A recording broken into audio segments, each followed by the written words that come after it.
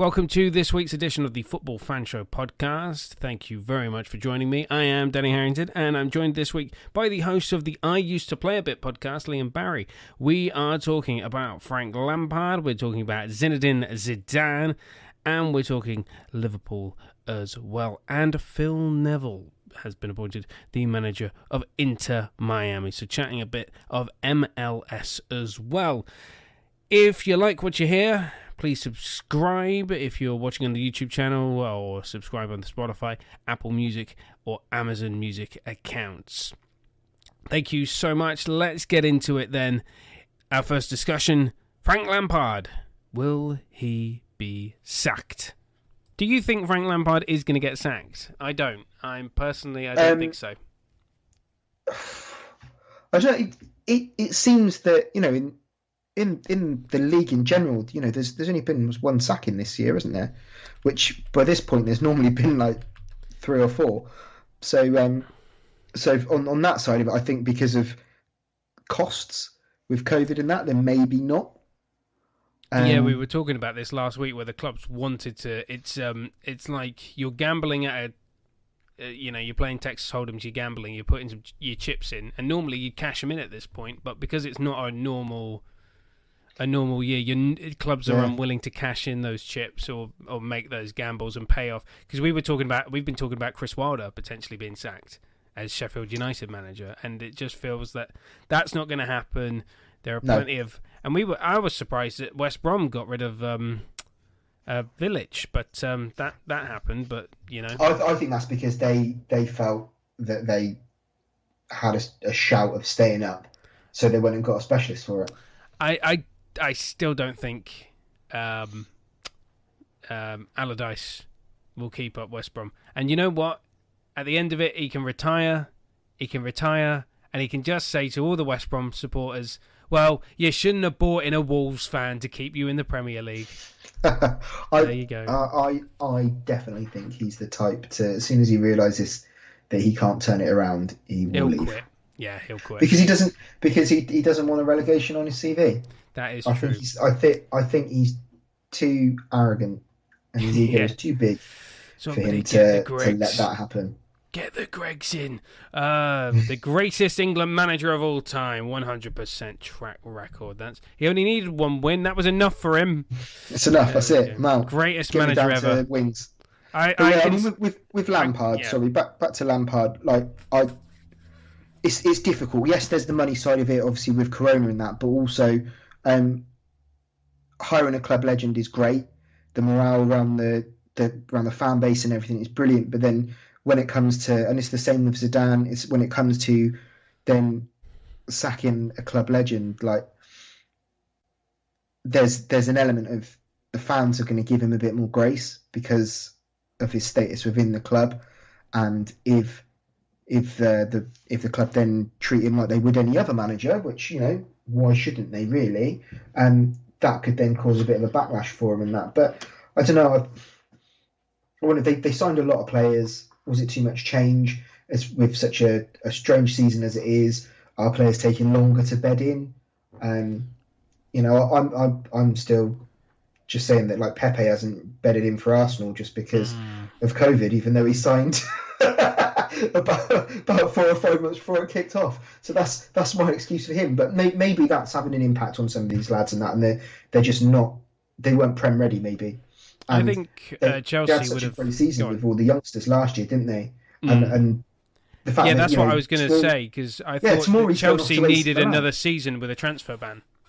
Yeah, because that was brilliant for them. Those players that came through did fantastic, and you know, like I said, like Fakor and Tomori was did great last season, but then he's kind of just disappeared and now going out on loan. So I feel kind of a bit bad for him.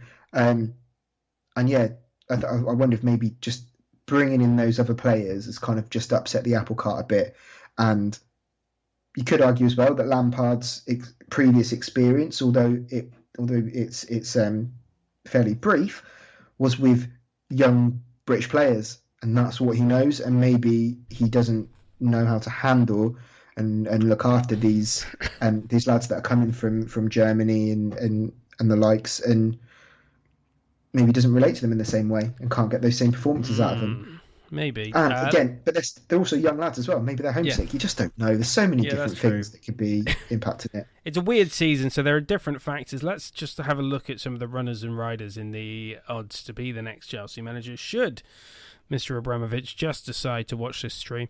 And in the off, just a small off chance that he does, Thomas Tuchel is 2-1. He's the favourite at the moment. Bet Victor 2-1, 4-9 with Paddy Power, 8-11 with William Hill. Obviously, we were chatting about Poch and PSG. Tuchel was sacked by PSG. I think that is like the phrase that was used when Brian Clough went to manage Leeds, a match made in hell. I think Tuchel managing Chelsea is a match made in hell.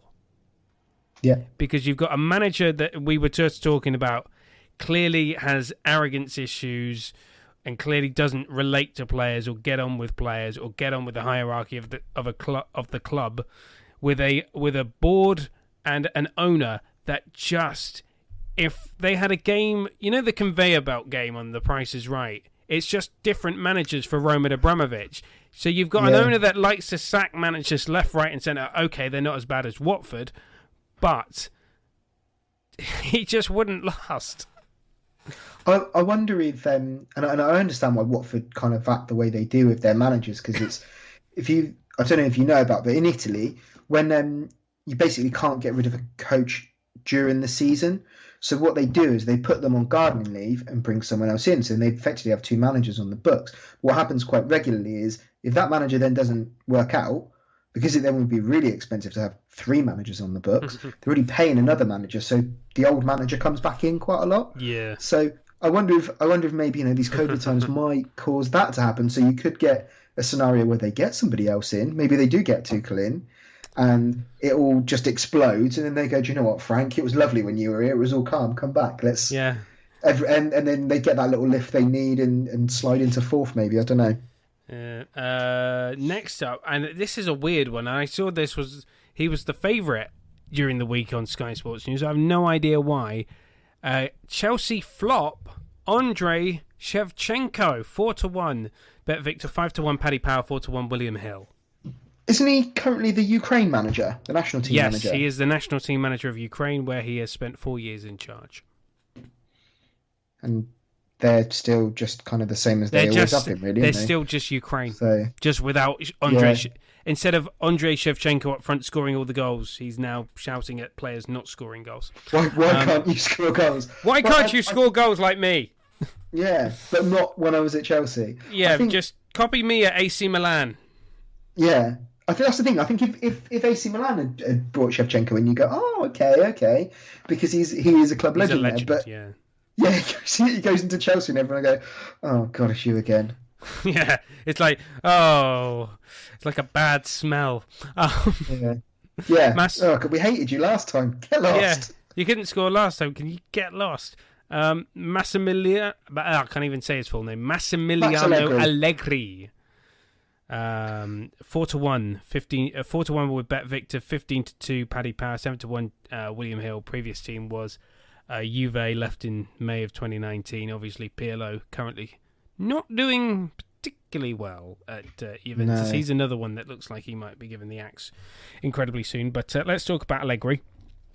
No, I'm going to say on that one. He's been learning English, hasn't he, for a while now? I weirdly saw him becoming Arsenal manager for some reason.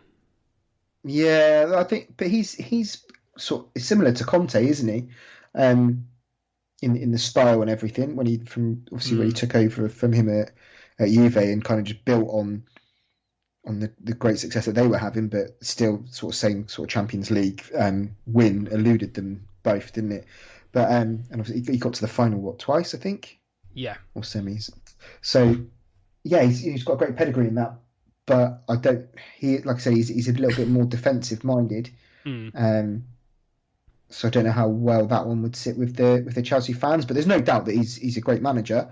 I don't know, Dan, on your list, if they got the Chelsea women's manager Emma Hayes, is she on there this time? I'm having a look. No, there are some terrible names on here, but that I will tell you about because I love doing the comedy ones. But no, she's not on here. She was kind of like mentioned.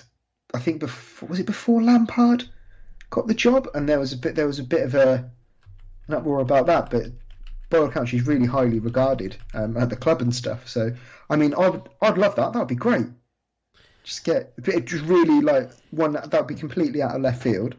Yeah, that would be because she's still Chelsea women's manager. So I mean, it's only a step across the. She doesn't have to. She just means she'll get a better parking space at the ground. Maybe a slight pay increase. Maybe just a slight. I'd like to think. It'd be interesting to see that though. If a female manager got a top Premier League job. What do you make of this one? This one is up there, but a comedy one at the same time.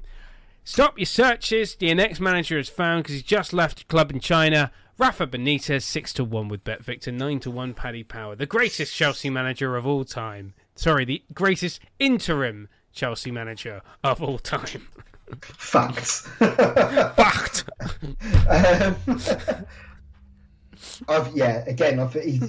He's got the pedigree, but the fans just don't like him.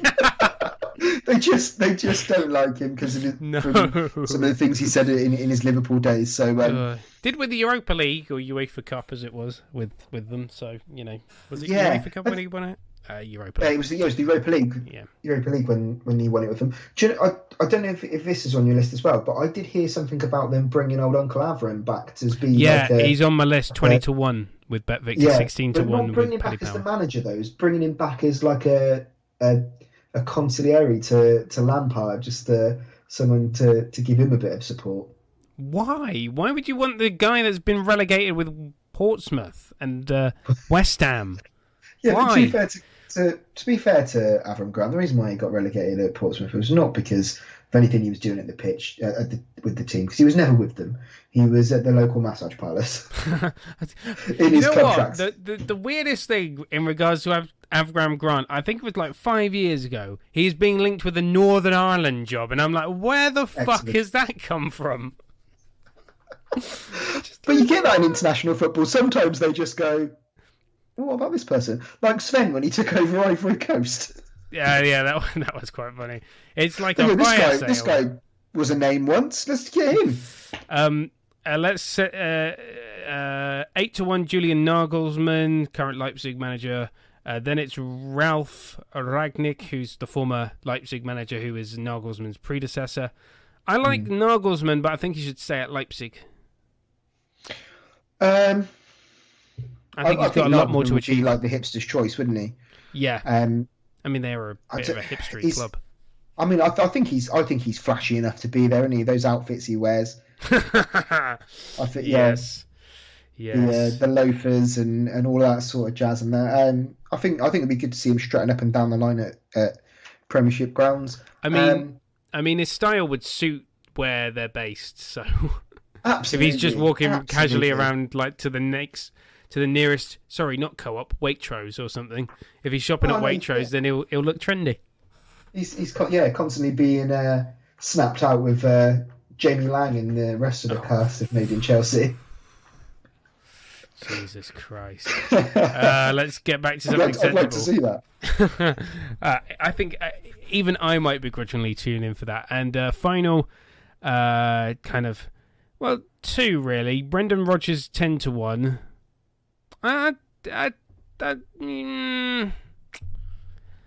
He'd go there. He'd just go there for the money.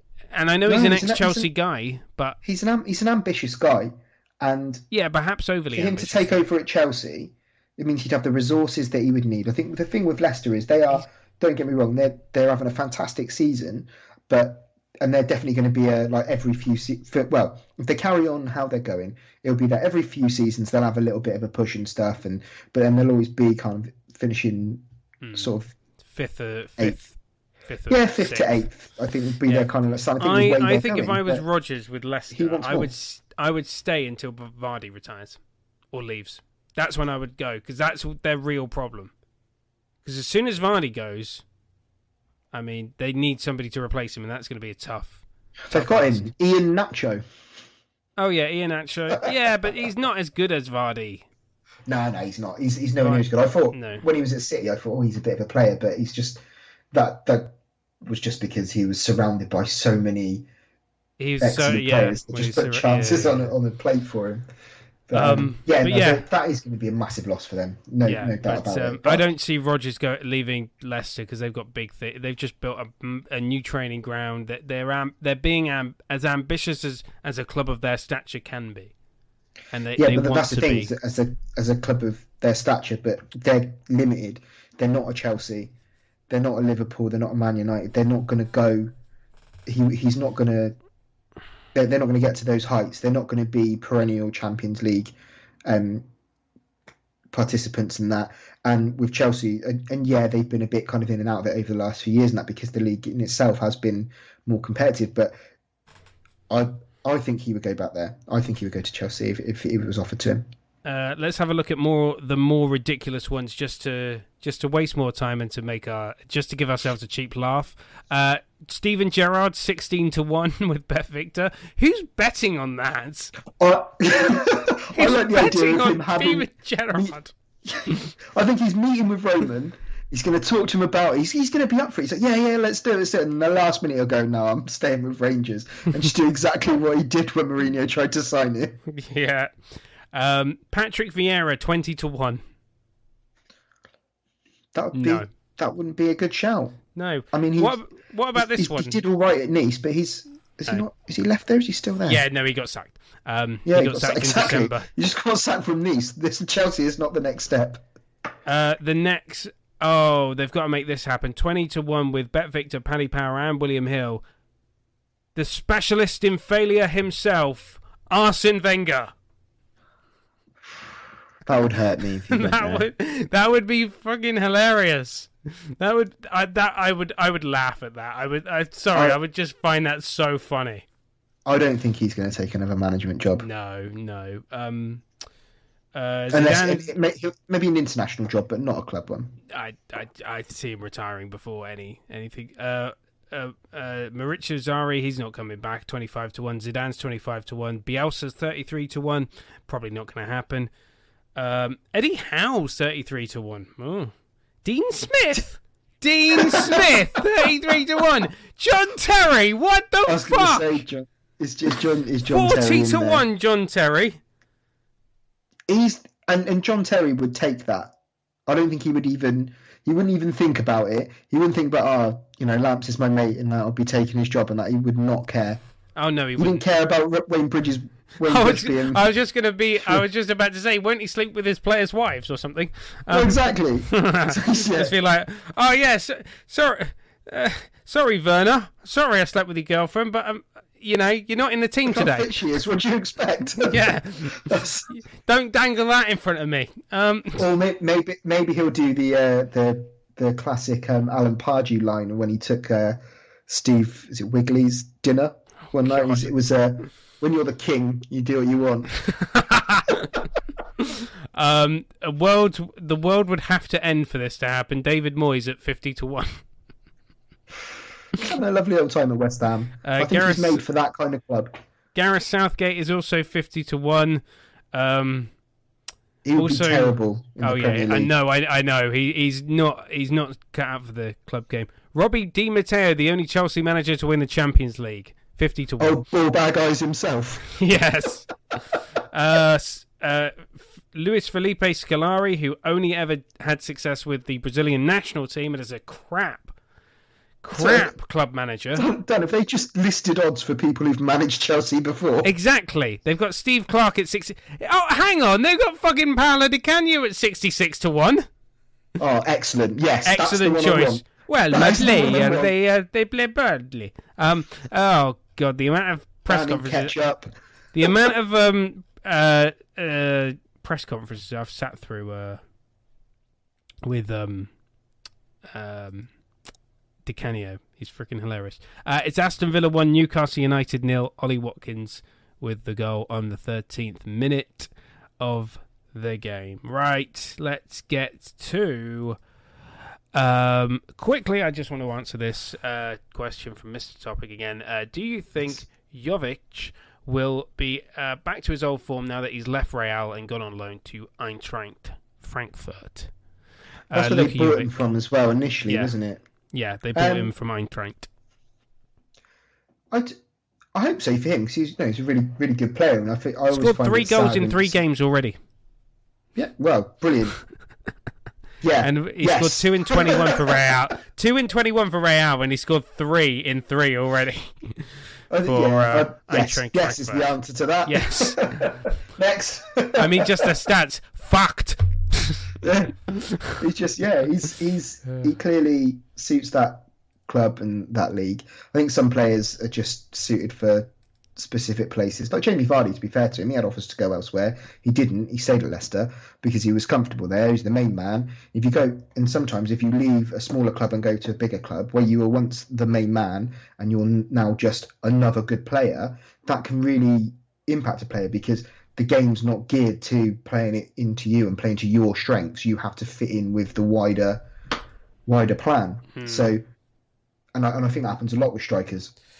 Moving on, Guillem Balaguer was talking to the BBC this week. He was talking about how the Real Madrid hierarchy are waiting till the summer to get rid of Zinedine Zidane. Now, anyone that has watched this programme for any period of time will know that I despise Zinedine Zidane, despite the fact that Real Madrid are currently 1-0 up against Alaves, which is lovely. Always... Whenever I seemingly bitch about Zidane, he always seems to frickin' win, and I hate it. I hate it because it just makes me just look ever more like an idiot. And heck, after last week, I said Derby County were doomed, and they've won 2 on the bounce now. Yeah, but that's because they've signed up Big Wayne Rooney as the permanent manager, haven't they? So maybe that's what Real need to do. Yes, get rid of Zidane, bring in Wayne Rooney. In a way, I'm sure he would say no. Yeah, but the problem is Wayne Rooney will turn up there and goes, "What shirt number am I wearing?" He's officially retired now, isn't he? Yeah, I'm sure he'll come back for Real. Let's have a look at first of all, let's have a look at where they are. Obviously, it's a weird season because Real Madrid aren't actually playing at the Bernabeu this season. Yeah, I think that's a bit of a mistake. If I'm honest. They're playing at their Castilian Stadium. Ground. Yeah, which holds about 6,000 in comparison with like the 80,000 of. Obviously, there are no fans, so it doesn't really make a bloody bit of difference. But you're used to the dressing rooms and stuff like that, and Yeah, and also I think if you play at a training ground, everyone's more relaxed. And there's less. There's less of like, oh my god, I'm playing Real Madrid. It's just a training ground, just a training game. It's just a training game. Yeah, maybe the fear isn't there, or maybe their players are just a bit too relaxed because they're at the training ground. Real Madrid currently second in the league, obviously 1-0 up, but they've played 2 games more than top of the table Atletico, who are 4 points clear at the top. We both actually, if we go back all the way to the start of the season, we both said that we didn't see Real or Barca winning, and then we had a debate as to who we saw winning it, and I think you went with Atletico. I did. And I think I went with Sevilla because I didn't think Atletico were... anyway, I'm not going to... They didn't have a great season last year, did they? Because they had a massive... They had a lot of transition. Yeah, and I think some of their players are a bit cropper as well. So, Sevilla currently 3rd, Barcelona 4th. How are Barcelona 4th? I thought that they're ones like Manchester United. No, but I thought they were even worse than that. I thought they were like mid-table. Oh, right. I thought they were like 12th. I think there's an element of, like, they've still got Messi. So... But even he doesn't want to play for him. He's like, he's bitching all... He's bitching all over the place. Be in Manchester. Isn't that sad when you'd rather swap the reign of Manchester for the sun, sea, and relaxation of Barcelona? Yeah. I'd rather do what Gareth Bale did for all those years at Real Madrid. Go to a golf course, soak up the sun. Do you know what? I've got a lot of respect for him for that because there's an element of he's just gone. Oh, fine, I'll do this instead then. Thank you, fuck you, bye. Yeah, I'll come in, I'll train, and then I'll go play golf. It'd be great. Yeah. I'll just work on my handicap. There we go. I guess he's still doing that now, I suppose. Yeah, this time with Daniel Levy, though. At least he's got a mate. Yeah. That's why Daniel Levy sorted it out. He's like, I can bring back Gareth and I can have a golf buddy again. Yeah. I've beaten everybody else. Harry's rubbish. Yeah, I don't really want to play with Harry anymore because he keeps talking about Bet Victor adverts. So I'm a 10. Jose keeps breaking all my clubs in fits of rage, so I just need someone who'll respect the game and come to a nice round with it. Oh, let's have a look at Madrid. I was shocked that they got through in the Champions League when they lost to Shakhtar. I had money. I wanted Inter to go through, but Real Madrid snuck through, and Shakhtar beat them twice, didn't they? Conte's not got a great record in Europe, anyways, has he? No, to be fair, so, yeah. Although he was in the Europa League final last year with Inter against Sevilla. They lost to Seville. Well, exactly. It's not a great record, is it? I mean, yeah, but that's a European final. That's a European final. Think of Juventus, though. When he was at Juventus and that, he didn't do well. Oh, yeah. With him in Europe at that point either, I don't think. No. Anyone, feel free to correct me if I'm wrong. No, I don't think you are. Let's have a look at the odds then. Allegri 3-1. No. I'm just gonna. It feels a bit like a Koeman kind of appointment at Barca. You know, Yeah. It's not. I get him for Chelsea because he's got that kind of functional element to it, and then they've got a lot of players there they've got a lot of good forwards and that could add that little bit of flair and stuff for him and that. But I don't know, I think at Real I think what they need a manager who can come in and has a plan for a project and that where and they need to and it's not really realistic for Real because their fans won't allow it, but they kind of need a couple of seasons. They need a few transfer windows to get rid of some of the old guys and really blood some of their youngsters maybe and some of these guys that they've just had stockpiled, reintegrate those back into the side and maybe do something from there. But I think the old guard have been there for too long in my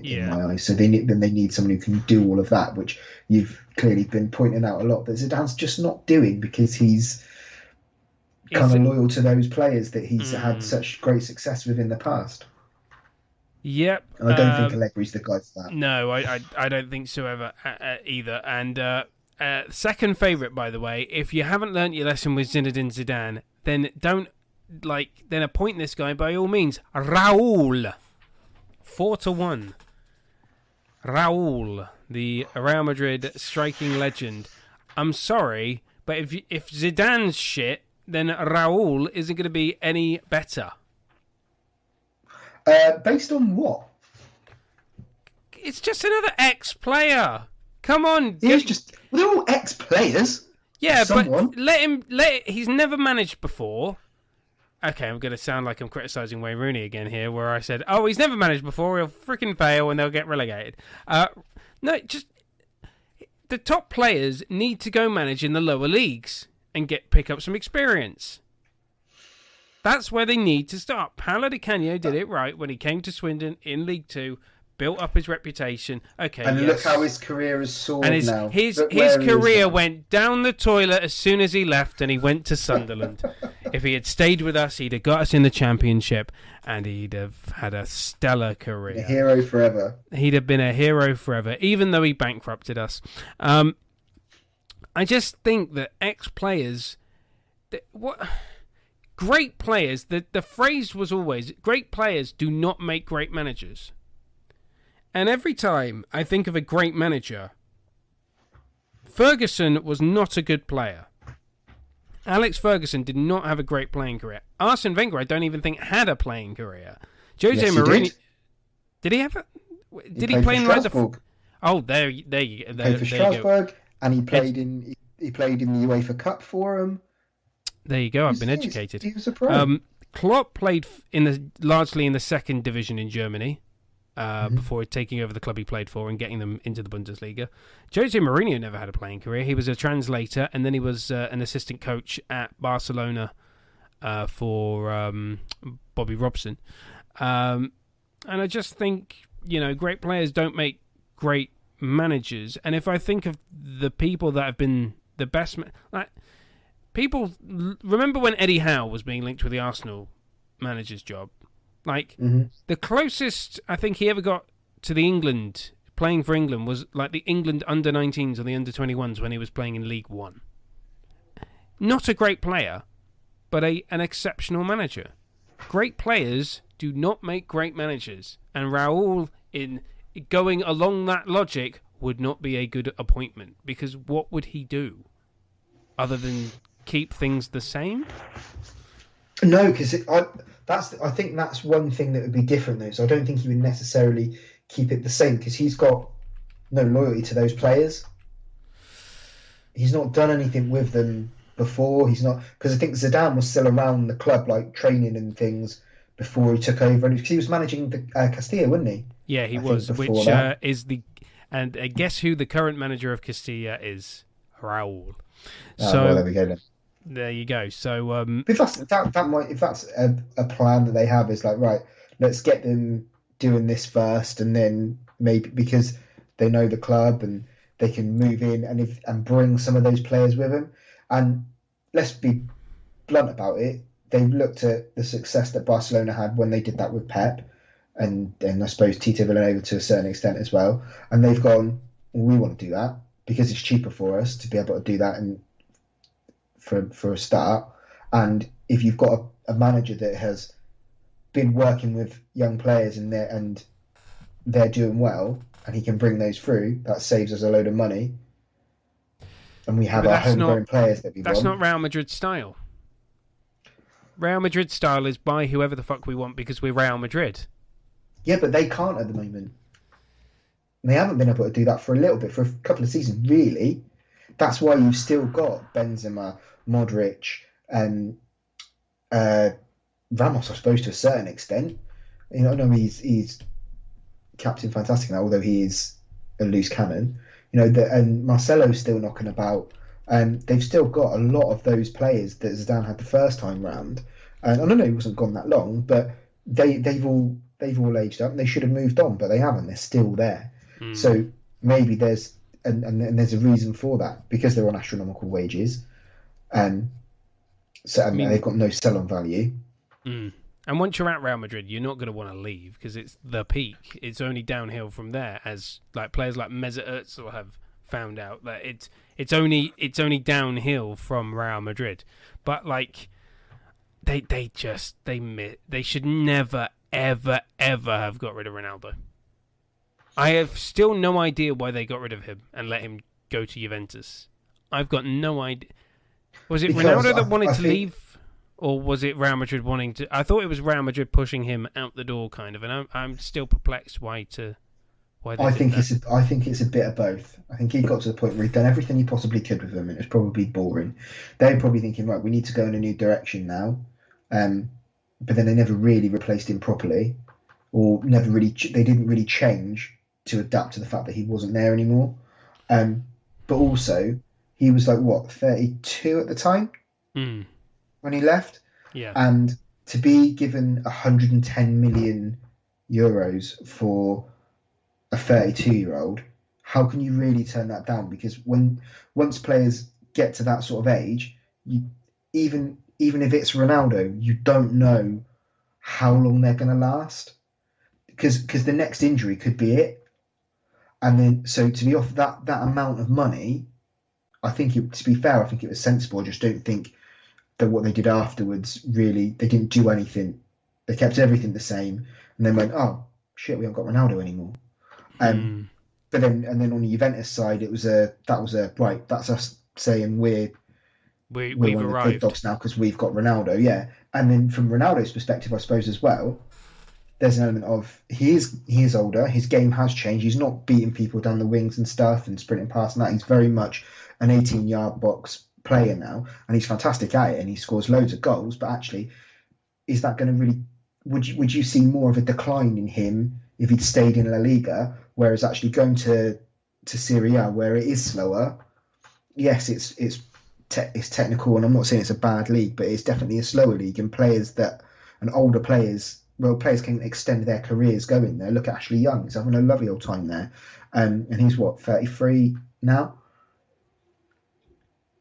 I think it was a smart move on Ronaldo's part, because it means that he can still be there, be top of the scoring charts, going to have a good chance of still meeting all the goals that he wants with regards to goals. Most league goals ever scored or whatever, and all those things that he sets himself. Still know that there's a bloody good chance he's going to win silverware every year, pretty much, and for him as well to be the one to go to Juventus and bring them the Champions League that they've been craving for so long now, is probably too tempting a prospect to turn down. I'm surprised Real Madrid never made a move for they've Me? been linked with Neymar for a long time. but I think there must be something. There must be something going on with their finances now, because they're doing. I know. Redoing the stadium. Barcelona are in loads of debt, but I'm not sure about Real Madrid. Barcelona are in. Well, they're redoing the stadium as well, aren't they? Aren't they putting a roof on it or something? Also, I think they're turning it into an indoor, like the Millennium, but except without the retractable roof. But to be able to do all of that and still buy players of Neymar's and Mbappe, because Mbappe's the one they really wanted. Yeah, to be fair, that is true. But he ain't going there either. He's going to go to Liverpool, apparently, if you believe the rumour mill. But that's the thing, for him to go to Liverpool or to Real Madrid or anywhere else, realistically now, especially in these COVID times and that, he either needs to pay up or run down his contract. Because there's no way PSG are going to let him go for 70 million. No, that's for sure. Yeah, I'm just having a look at. I mean, Hazard hasn't been very good for Real. Courtois, is he still a flop there? Like, I admittedly don't watch a lot. He had a resurgence. Oh, right. Okay, because I do remember when he first went there that everyone was like, "Oh, who the heck is this guy? He's absolutely terrible." And it's like he was one of the best goalkeepers in the world at Chelsea. Yeah. But I admittedly don't watch a lot of Spanish football ever since they moved it to whatever channel it's on now. I think it's on its own channel now. They've got the La Liga channel through Premier Sports or something like that. Yeah, there's a point was like First or something like that where it was free for a bit, but I don't know where it is now. Yeah, Sky need to get it back, or BT need to get it. That's a major play. Thomas Tuchel is third favourite at 4-1. Back to the list of potential managers once again. Actually, I could see that happening. I could honestly see that happening, and then him getting sacked after 6 months. Yeah, and then Zidane coming back. Yeah, or they bring someone else, not Zidane, but they bring their better choice. Hang on a minute. Have they got? So I know you're not happy with the promote the Castilla manager. Fine, but what about Sergio Ramos, player manager? He is not on the list. That would be an out. That would so annoy me, because he's a twat. He's a twat of a player. He'd be a twat of a manager. He would be Mourinho, like Mourinho mind games on steroids. Gouging out the opposition manager's assistant's eyes, like Mourinho did to Tito Villanova. Yeah. Remember when somebody got fouled in front of Sam Allardyce, and then the referee gave it the other way against the player that was fouled, and Sam Allardyce is just standing there with his hands in his pockets, and he just suddenly starts bursting out laughing. Oh, yeah, Swansea, Spanish player for Swansea. Chico Flores. Yeah. I just remember that, and that's the kind of shithousery I'd expect from Ramos. No, absolutely not. Tripping players up as they get subbed off. Yeah. Or as they're going on, just tripping them up.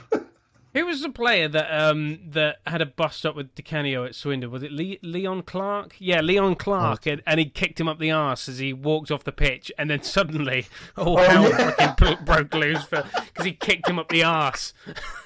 Yes. Yeah, that sort of stuff. Absolutely, yeah, that sort of shit.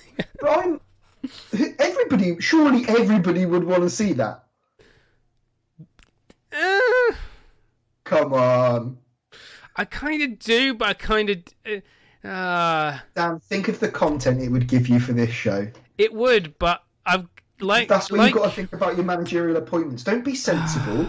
Don't think about what how the ethos of the club and strategies and things like that. Think about what's going to give you the best content for this show. Yes, of course. I mean, Sam Allardyce as Real Madrid manager would give me fantastic content as well. But yeah, that'd be brilliant. Do you know, get Alan Kirbishley in there. He's been waiting for a top job for years now. Alan Pardew, he can do that stupid little dance that he does. Yeah, Pardew.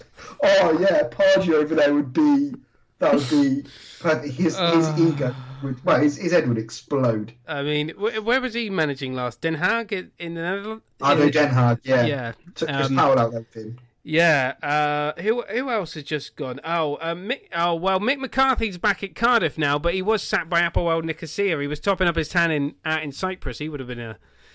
Yeah, but he didn't manage a game, did he? He was only there for 2 days or something. Yeah, because he was... Yeah, it was something weird. He just wanted to get out of the UK. That's all it was. He just wanted to top up his tan, soak up the nightlife a bit, and then come back. He did. He had a long weekend for, I don't think this is for me, and then just left. Then he signed someone as well. I've had Weekend Boozer, and now I'm going back to Barnsley. I'm going back home Yorkshire. There you go. Maybe it's just too hot for him. He did that thing where when you get off the plane and the heat just hits you in the face. And you go, oh God! Maybe he did that and went, no, this isn't for me, and just got back on and just went home. I'm hot. It's well hot. Might be too hot. Yeah, it might be. Oh, Jesus. No, I've got to say that to your point of having Ramos as player-manager, when Manchester United started struggling, at first it was funny, and then it became just sad for me. And I think it would be funny at first for Real Madrid to struggle so bad. Well, I'm finding it really funny this season with Zidane. I'm finding it really funny when he loses to Shakhtar Donetsk and stuff like that. But if it kept happening for 3 or 4 years, I'd find it sad. Because I'd just be like, come on, sort yourselves out. I'm finding Barcelona funny at the moment. But if it carries on in 3 years and they're still doing the same old shit, then I'm going to find it really sad. Yeah, I suppose you think AC Milan as well. It's taken them a long time to get back to. Yeah, that was really funny at first, and then it became sad. Yeah. Would I start to feel sad for Real Madrid? Probably not, because I'm a little bit... I think it'd be good to see some other clubs doing well in Spain for a little bit, because there was that period back in the late 90s, early 90s, when you had Deportivo, Valencia, who were absolutely tearing it up, and I think that's kind of when Rafa made his name. I think Rafa was at Valencia. Yeah, the Deportivo spent a shit ton of money though, and nearly bankrupted themselves in that period. Real players I remember Diego Tristan was there. Yeah. And Roy Mackay? I know he was in Spain at some point, wasn't he? And Mendieta at Valencia and stuff, like John Carew and all around that time. Yeah. And that was I really liked that period. It was great because it wasn't just Real and Barca, and it would be good to see something a little bit different there for a couple of years. But I think classically, as much as people moan about monopolies of big clubs in leagues, when they aren't up there, then everybody, and you're right, everyone's like, oh, isn't it funny, blah blah blah, for a bit, and then they're like, what? What's wrong with you? Why? Yeah. Because I remember that time, because Real Betis were in the Champions League, and they're never in the Champions League, Real Betis. They're never even in La Liga. Oh, but they had Nielsen at that point, didn't they? Yeah, they did. That was when Real Betis were in the Champions League before Seville had ever won a Europa League title, and now Seville are the biggest team in that city, and Betis are, I think, are in like the second division now. Are they still in? Are they? No, they always seem to bounce. Yeah, because they had like down, Pepe Mel as their manager, really didn't they? They've been doing really well, but they've got what's his name? Was it Leon? Nabil Fekir, he's there. William Carvalho's there. A few others. They've got a decent side, and they were doing well before. And they're 8th currently. Yeah, in La Liga. Pellegrini's in charge there now, I think, or was until recently. It's not been going great.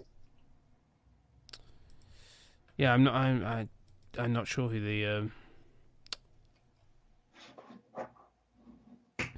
Sorry, I just caught this just caught my eye. Ronald Koeman, being a Barcelona player, must be demanding.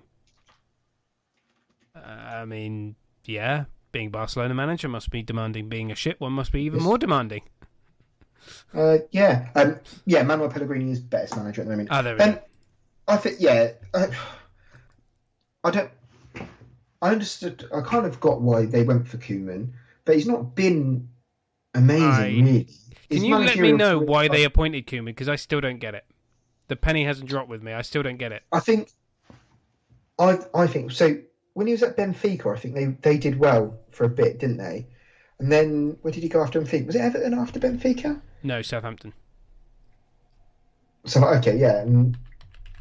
It was Southampton before Everton.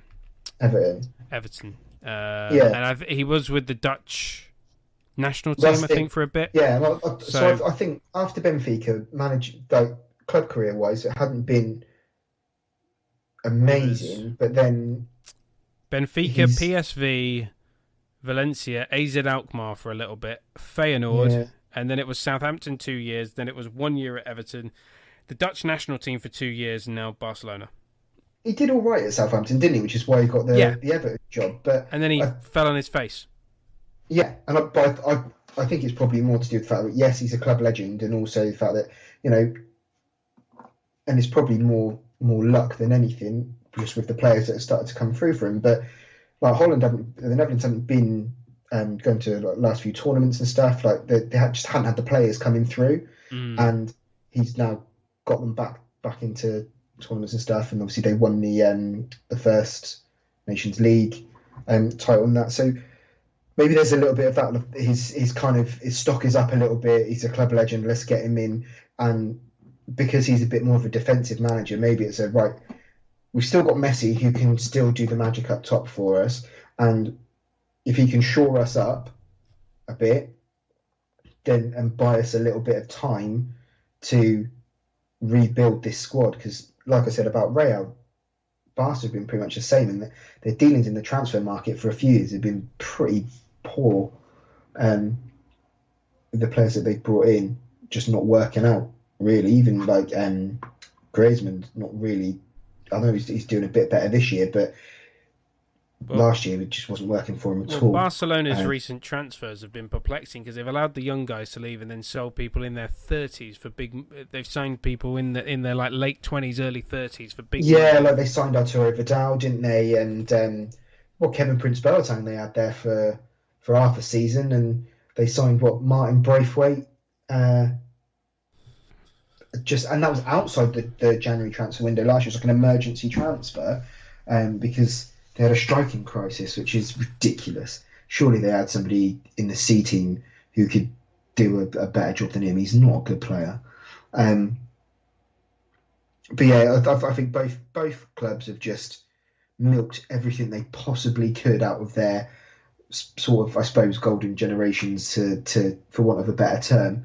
And now they're in a situation where they've got loads of work to do. So whoever goes in and takes those jobs, back to whoever takes over from Zidane, I don't think it really matters unless they've got the money to invest in that squad. They need somebody to come in with a big broom and just sweep it out. Clear out the crap. That's why I always thought that, when I always use this as a kind of clearing out the crap example. When Moyes was appointed as Manchester United manager, I still think, and I still maintain, that they should have brought in Jose Mourinho then, before Moyes, to clear out the crap and then appoint Moyes afterwards. That's how they I would still have done haven't that. cleared out the crap. I mean, they still haven't, and I mean, but they should have. They should have Phil just bought Jones him. is still contracted to Manchester United. How on earth he is still there is absolutely beyond me. It's crazy. I think they may have just forgotten he's there. Yeah, he might just turn up every 2 weeks and be like, "You're still here." Maybe I don't know if you're familiar with him, but you know Cold War Steve on Twitter. No.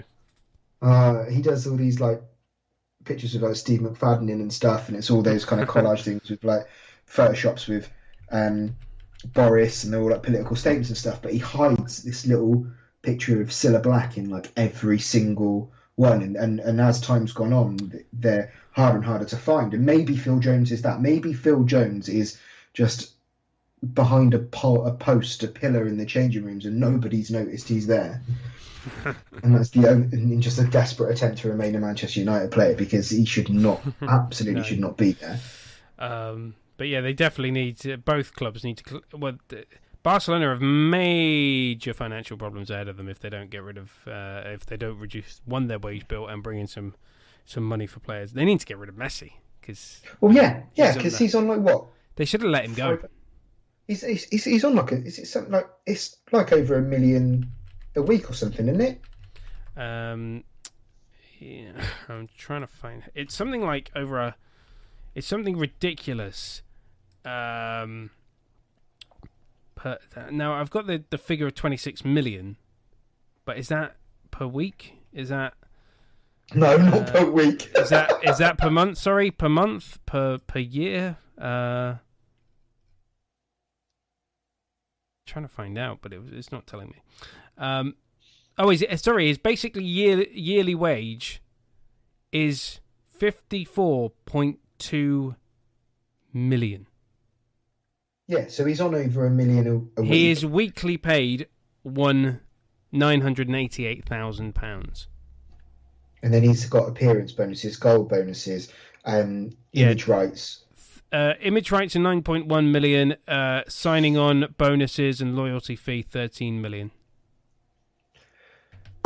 Yeah, it's difficult, isn't it?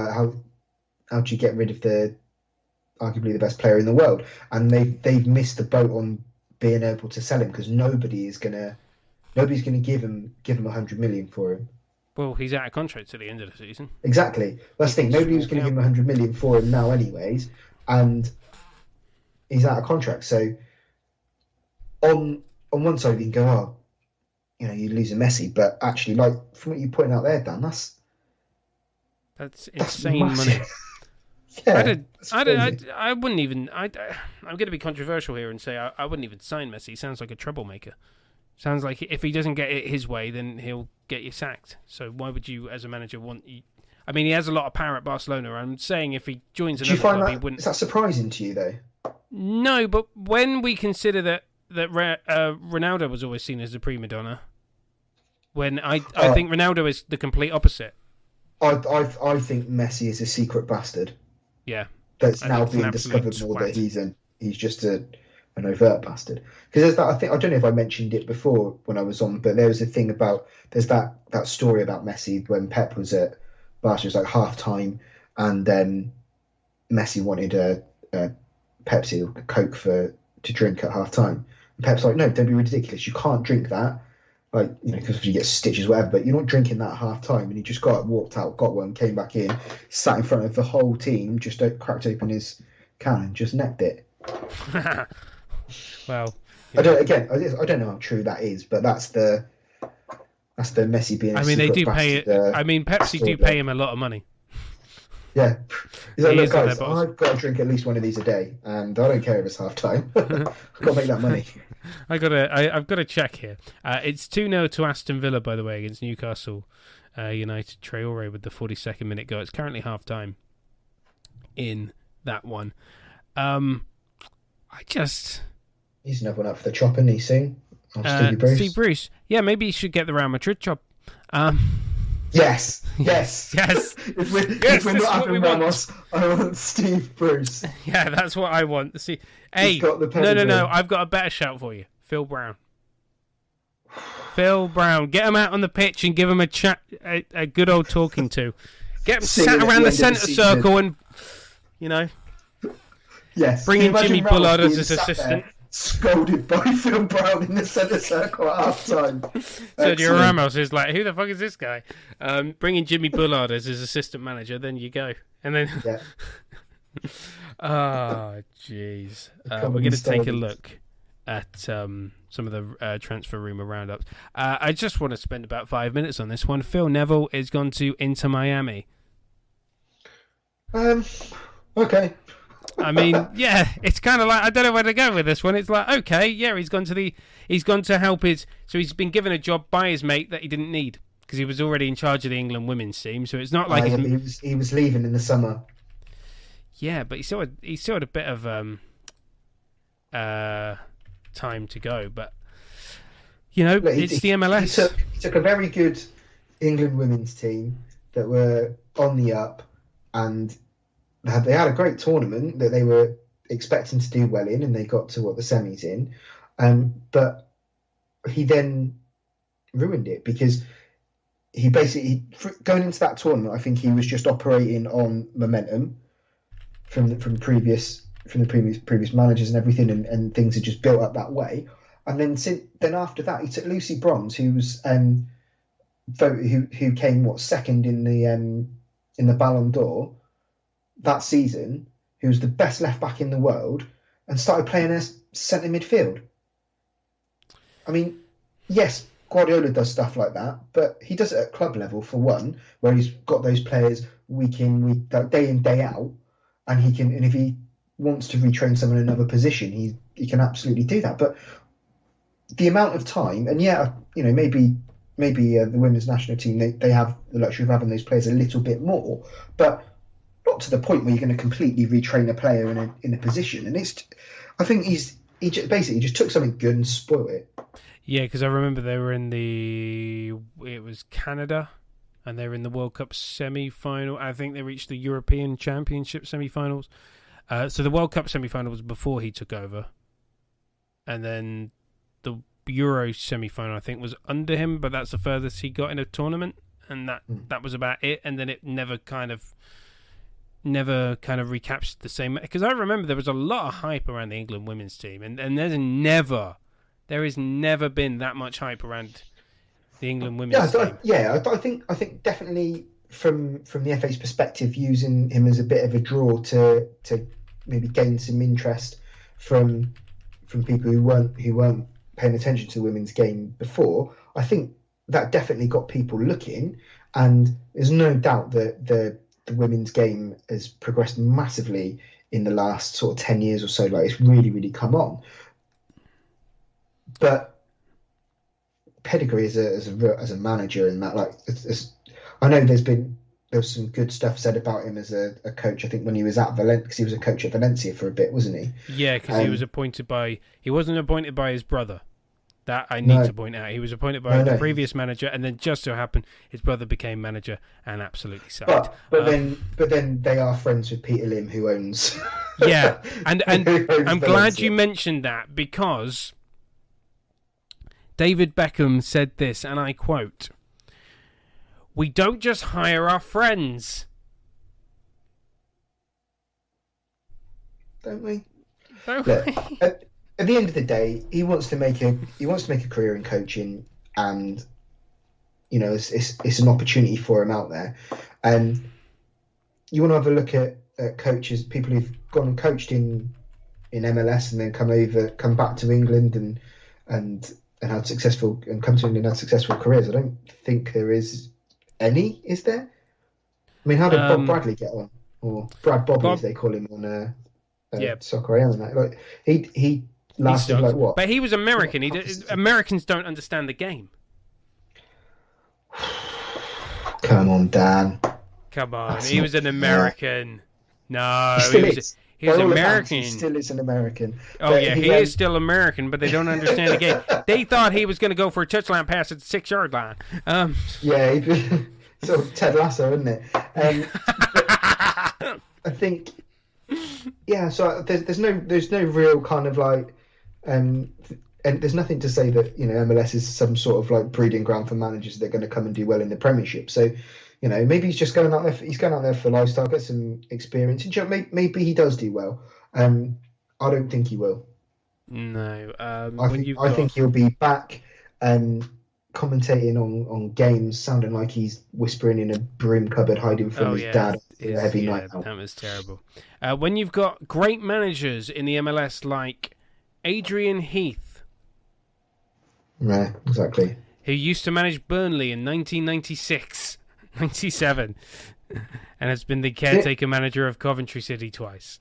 Thierry Henry, who there's that thing of it. There's the clip of him just absolutely berating one of his players. It's like, can you do this? And they went, yeah. So why don't you do it then?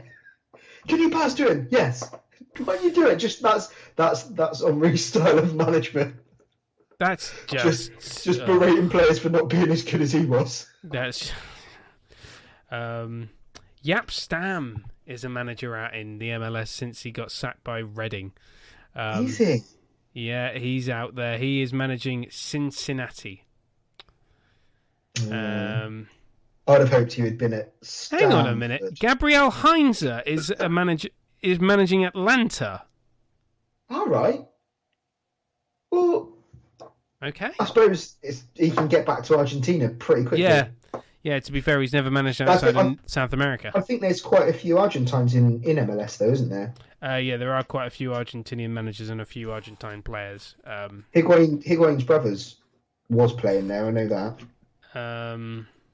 Ronnie Dyler, the old Celtic manager, is currently managing in the MLS. Excellent. He manages New York City. He's managing Man City's team in New York. He was so popular there. Oh yeah, he was so popular. Soon to be replaced by Neil Lennon, of course, who I could definitely see managing. You know what? I remember, who was the old Burnley manager, a Scottish bloke that ended up managing at Owen Coyle. Owen Coyle. He ended up managing Houston Dynamos. Oh right. There you go. That's as much as I know about American soccer. That's kind of perfect for him, though, isn't it? Because it means that he can wear his shorts all year round and not have to do that in the pissing rain and freezing cold. Yeah. So for a man who likes to wear his shorts all the time, being in Houston's perfect. By the way, do you want to know where Owen Coyle is now? Not that anyone cares. It's a question that came up at dinner with my wife the other night, so yeah, I'd love to know. He's managing in India. Oh, right, okay. The Indian Super League. So I don't know if that's a step up or a step down from the MLS. Definitely step down. Yeah, step down. Yeah, isn't the Indian Super League just? It's a bit like gimmicky in that, isn't it? Because you've had David James has been a manager there, and I think Robbie Fowler a manager there, or yeah. Oh, he is still to be fair, he is still a manager there. He currently manages East Bengal.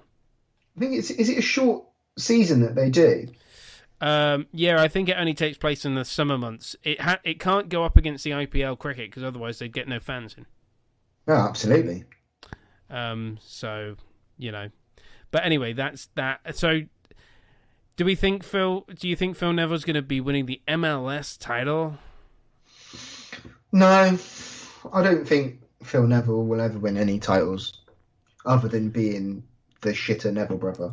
That's the title that he will always have. Say this: he's not even the best coach in the Neville family because that goes to his sister Tracy. Yeah, she's the best coach.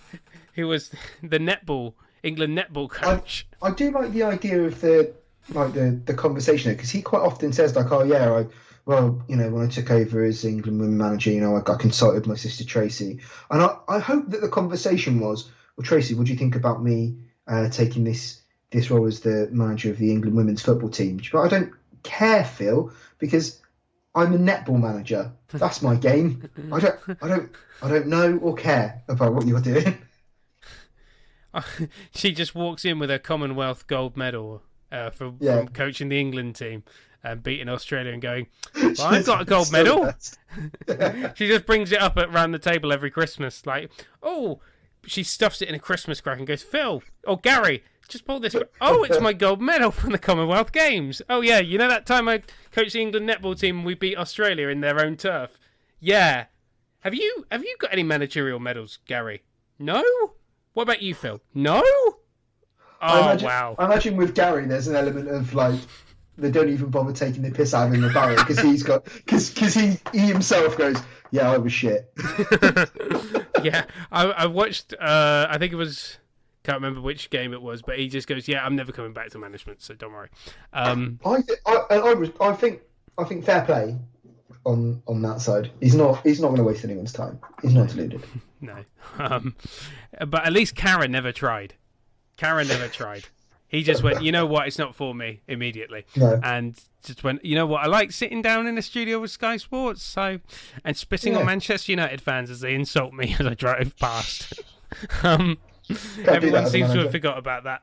So, yeah, he would have made a lovely manager. Transfer window. How is it the freaking transfer window again? Transfer rumours time. How is it the transfer window again? That's kind of snuck up on me again. And actually, before we get to that, I just want to cover the news that you may have missed this week, like Cardiff City appointing Mick McCarthy. Sorry, that's a uni joke that I always used to go around saying to the boys. Mick McCarthy from Barnsley. He is the new manager of Cardiff City, taking over from Neil Harris. Stable appointment. He's not gonna thrill anybody. He's not gonna thrill any. He's not gonna set the world on fire. He's topped up his tan in Cyprus. He doesn't even like football. I don't know why he keeps putting himself through it. He hates it. It's obvious. It's obvious when you look at his face and he talks about it. He hates football. Yeah. Apart from when he's sat like leaning against a dugout and the camera comes to him and you suddenly get careless whispers. He likes contracts. He loves contracts. Hates football. I think I heard a story about, was it Terry Butcher? I think he was at a club, and someone said to him, like, what are you doing here? And he was like, look, I've signed a contract for like 3 years. They'll sack me within, it might not be Terry Butcher, but they'll sack me within, before that, I'll get a payoff. I'll get to have a nice bit of time with my family before I go to another club and go through the same thing again. So maybe there's an element of that. He was, where was Terry Butcher? He was manager, I remember Terry Butcher was manager of Inverness Caledonian Thistle in the Scottish Premiership. But then he left for a football league club and he absolutely sacked. He sucked. It was Brentford. Sorry, then Inverness, where he spent about 4 years. Then he went to Hibernian. Then he ended up as Newport County manager. And then he went, in 2018, he managed the greatest footballing nation of all time. Of course, I'm fucking kidding. It's the Philippines that he went on to manage. Those world beaters. That is a holiday appointment. Yes, I will come out. To be fair, Terry Butcher was technically born in Singapore. So, it's not a million miles away from where he was born, so maybe that's the job he's going for. The big. He wants job. Lions coach. He wants to manage Singapore, his nation of birth. That's where he wants to manage. Right, let's get to transfer rumours. Let's start talking transfers then.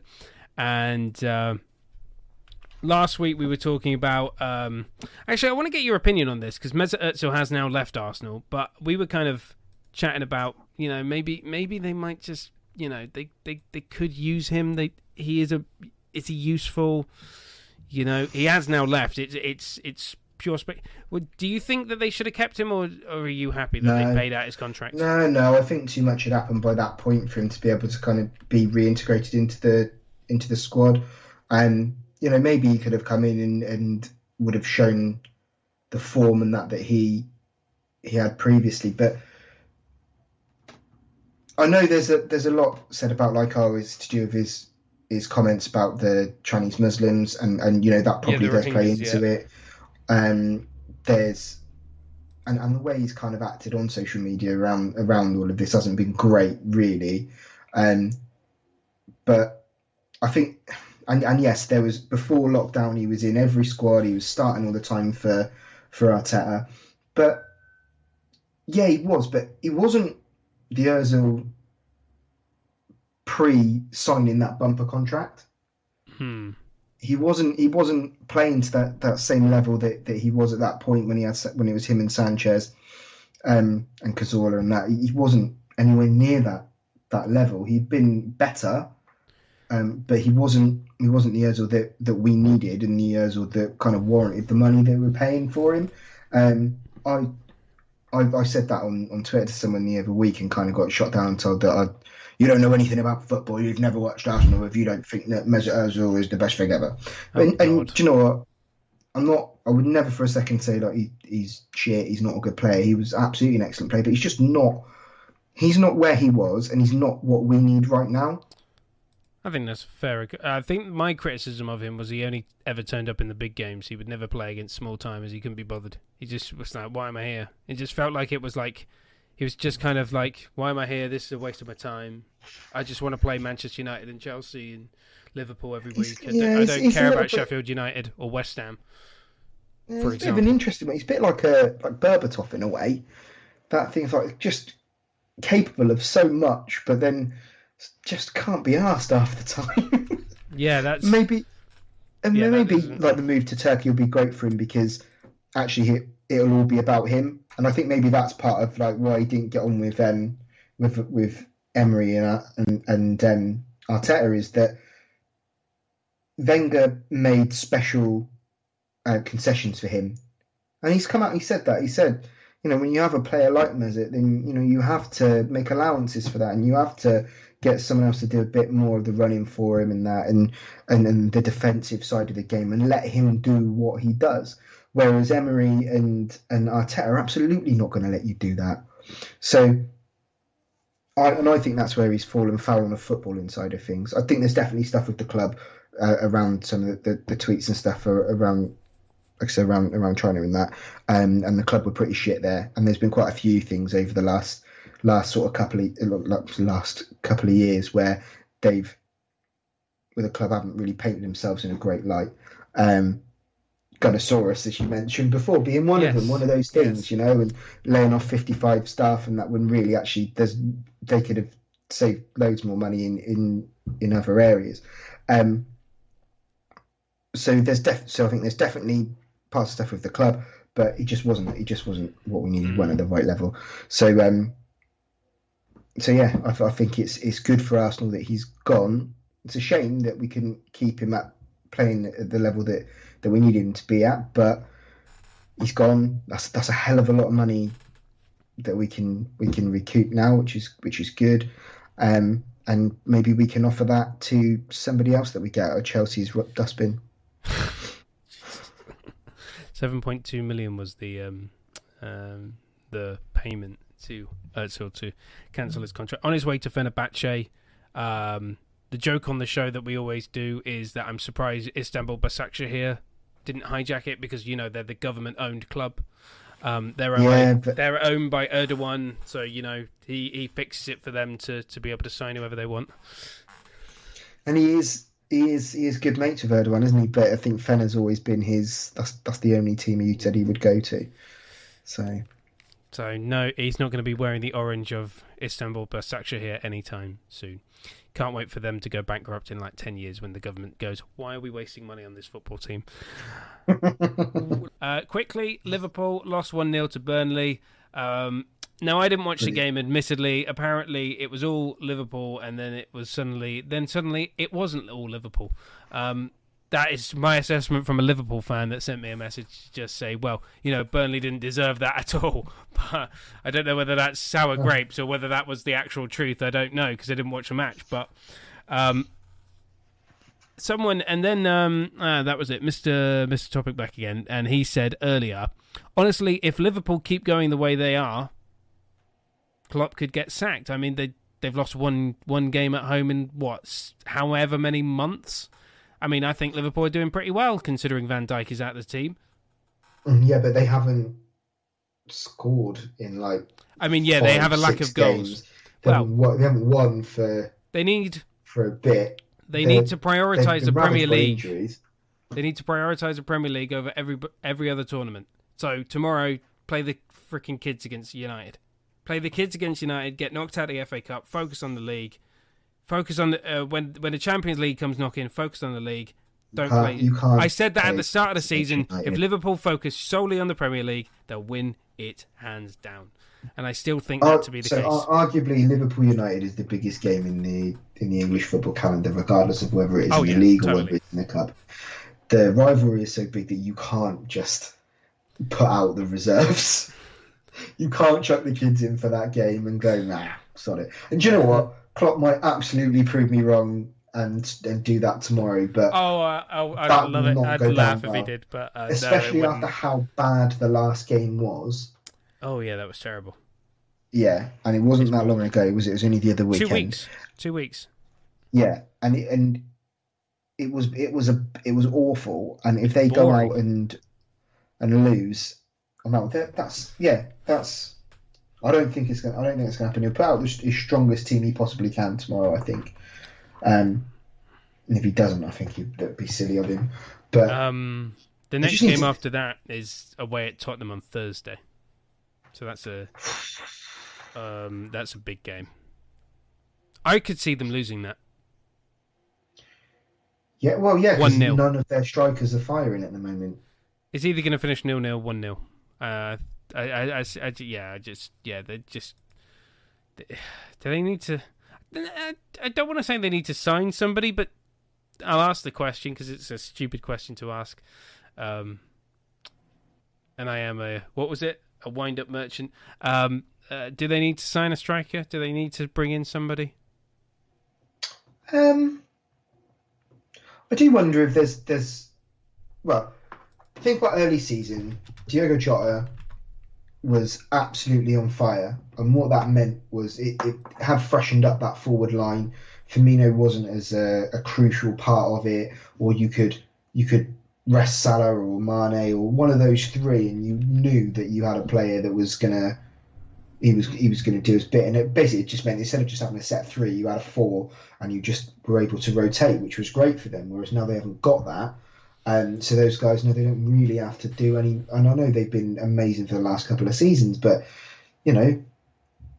it's sometimes people just relax a little bit and get a little bit too used to things going their way, and maybe that's what's happening there for them now. And they're not just putting that little extra bit in, and things aren't coming off because they're believing their own hype a little bit too much, maybe. And that's not me saying they're overhyped or anything. Like, there's no doubt Mane, Salah and Firmino are excellent players in that, but they're just not doing it right now. Yeah, I'm surprised they're not doing it because they were, as I say, they were my favourites to win the Premier League. I thought they would retain it, and I know everybody says it's always harder to retain to win it 2 years in a row, but I just looked at everybody else and went, you know what, they're all shit. Liverpool are better than them by. I don't think Man City for me is still not on the same level as Liverpool. Manchester United just City are kicking into gear though, Dan. They really are. I haven't had Aguero all year. I think, and he's out at the moment with COVID as well. Yes, yeah. He's really, really having a bad time of it, isn't he? But I think maybe it's a little bit harsh on the front three, because actually the problems that Liverpool have, yes, they're not scoring, and that is a problem. But the real problem is everything that's going on behind them. Like, it's makeshift. They're having to do makeshift defence. Isn't by pulling in midfielders, by pulling in Henderson and Fabinho. Henderson's he's playing centre back sometimes, isn't he? So and Fabinho has been, and he has been doing really well there. But if you take two of your linchpins from the centre of midfield and move them 10 yards back into centre-back roles, you're then putting other players who weren't necessarily your first choice into your midfield. So your midfield is weaker, your back line is weaker. Trent's not having a great season. No. He's not doing the numbers and things that he was doing last year and the year before. He's probably tired. There is an element of that across football. Teams haven't had full they didn't have full pre-seasons. There's lots of injuries and stuff cropping up. Liverpool have been absolutely savaged by, well, what was it, Gomez and Van Dijk both doing, was it ACL for both of them, I think, in quick succession. So that takes a fair while to come back from, and then you're relying on Joel Matip, who, by the sounds of it, is one of those a Sturridge type player who's like, it's an easterly wind. I think my groin's tight. So, it's you're struggling straight away, and if you're moving, like I said, some of your best midfielders back into those centre back positions, you're then making your midfield weaker. So that supply going into that front three isn't going to be as good as it was before. And again, like I said, with Mane, with Trent not having as good a season as he has done previously, that also impacts them as well, because there is to a certain degree, your forwards are reliant on everything else that's around them, and if you're not getting that supply, they're forwards, not magicians. Yeah. Apart from Mo Salah running down the wing, apparently. Well, there's that. Apparently. Just apparently. Thank you very much for tuning into this week's edition of the podcast. I've been Danny Harrington, joined by Liam Barry once again of the I Used to Play a Bit podcast. Series 2 of the I Used to Play a Bit podcast is on the way. So go check out Series 1 right now, wherever you get your podcasts from. If you like what you hear, don't forget to hit that subscribe button. Give us a like if you're watching on YouTube. If you want to find our YouTube channel, just search The Football Fan Show Live. Twitch.tv/The Football Fan Show. We try and stream regularly on their classic football gaming content. I am trying currently to find the worst football game ever made, Chris Kamara's Street Soccer on PlayStation. Going to be streaming that, but we also play Football Manager and FIFA 21 on our Twitch channel, twitch.tv/The Football Fan Show. Check us out on Facebook, facebook.com/The Football Fan Show. On Twitter, it's at TFFS Live, where we run some polls for you to take part in. And don't forget to check out our website, deadair.media/The Football Fan Show. Thank you so much for tuning in. We will see you next week.